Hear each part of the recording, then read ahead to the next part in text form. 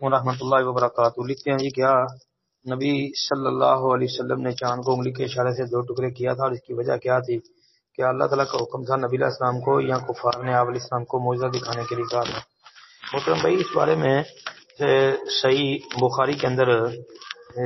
آپ دیکھ رہے ہیں عبداللہ بن مسعود رضی اللہ تعالی عنہ کی بیان کردہ حدیث صحیح بخاری میں 4864 نمبر پر موجود ہے کہ نبی علیہ السلام کے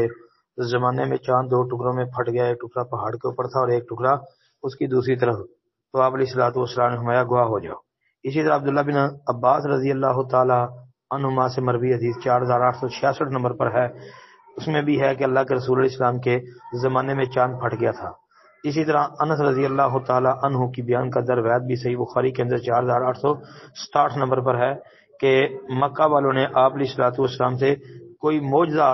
دکھانے کا سوال کیا تو آپ صلی اللہ علیہ وسلم نے چاند کا پھٹنا دکھایا جی۔ تو یہ بخاری کے اندر حدیثیں موجود ہیں سیدنا عبداللہ ابن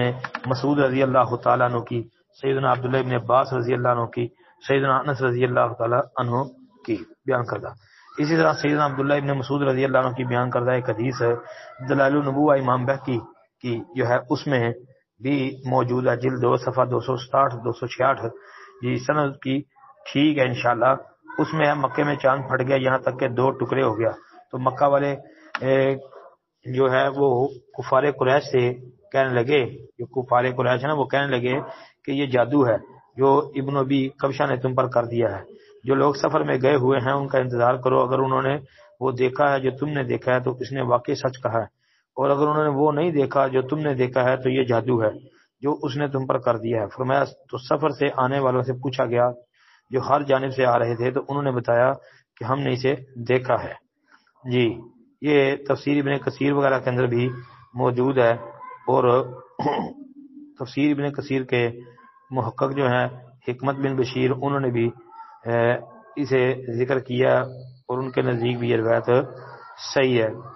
پھر ابن جریر طبری رحمۃ اللہ علیہ نے تفسیر ابن جریر میں بیان کیا ہے اور یہ الفاظ انہوں نے اضافی بیان کیے ہیں کہ پھر اللہ تعالیٰ نے اسی موقع پر یہ آیت نازل فرمائی اقتربت الساعۃ وانشق القمر جی۔ تو یہ روایتوں سے پتہ چلتا ہے کہ چاند جو ہے وہ 2 ٹکڑے ہوا تھا، اس کا 2 ٹکڑے ہونا وہ تو ثابت ہے۔ باقی رہ گئی بات کہ نبی کریم علیہ الصلوۃ والسلام نے انگلی کا اشارہ کیا تو چاند 2 ٹکڑے ہوا، اب انگلی کے اشارے والی بات بالکل بے بنیاد ہے، باطل ہے، اس کا کوئی ثبوت نہیں ہے۔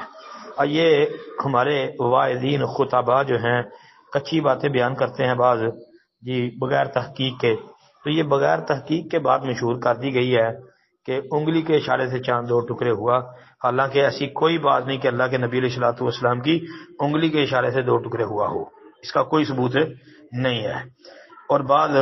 یہ بھی کہتے پھرتے ہیں کہ جی چاند کا ایک ٹکڑا آپ کے گریبان سے ہو کر نکل گیا،